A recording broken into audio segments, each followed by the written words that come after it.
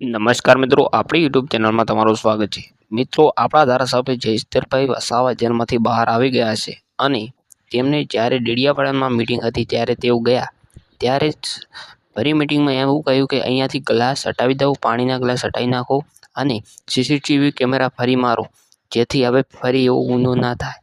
પરંતુ આ કહેવાનું એક જ કારણ હતું કે જે નિર્દોષ હતા તેના પર ખોટો કેસ કરવામાં આવ્યો હતો। તેના પર ખાલી કહેવામાં આવ્યું હતું ચૈતરભાઈ વસાવા દ્વારા કે આથી બધું હટાવી નાખો અને ચૈતરભાઈ વસાવા દ્વારા એ પણ કહેવામાં આવ્યું છે કે સીસીટીવી જે દિવસ હતા એ ક્યાં ગયા ત્યારે કર્મચારીઓ નીચું મોઢું મૂકી દીધું અને કાંઈ બોલ્યા નહીં।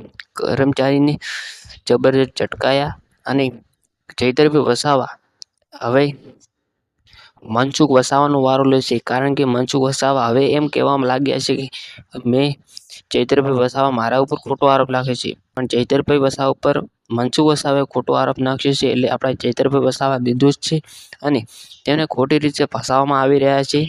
અનેકવાર પ્રયાસો કર્યા બાદ ફરી મનસુખ વસાવા દ્વારા હવે નિર્દોષ થવાનો પ્રયાસ કરી રહ્યા છે મનસુખ વસાવા, અને કે ચૈતરભાઈ મને ફસાવાનું કરે છે પણ ચૈતરભાઈને તે ફસાવા કરે છે એવું કહે છે। સંજય વસાવાને પણ હવે માફી માગવી પડશે, કારણ કે હવે ચૈતરભાઈ વસાવા જેલની બહાર આવી ગયા છે, એટલે સંજય વસાવાને છોડવામાં આવશે નહીં। અને જ્યારે તેઓ જેલમાંથી બહાર આવ્યા અને તેમનું જોરદાર સ્વાગત કરવામાં આવ્યું, પછી જ્યારે તેમનું ઇન્ટરવ્યૂ લેવામાં આવ્યું ત્યારે પણ તેમણે કીધું હતું કે હું કોઈને છોડવાનો નથી, આ બદલો હું લઈને રહીશ, કારણ કે મને ખોટી રીતે ફસાવીને ખાલી કાચના ગ્લાસનો ખોટો કેસ કરીને 300 જે કલમ લગાવવામાં આવી તે પર મને ખોટો 3 મહિના જેલની અંદર રાખીને મારે જોશે ખોટો અન્યાય કર્યો છે।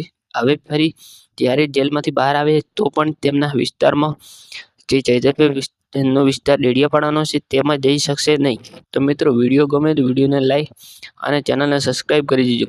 અને તમે કોના સપોર્ટમાં છો, ચૈતર વસાવાના કે સંજય વસાવાના, એ તમે કોમેન્ટમાં જણાવજો મિત્રો।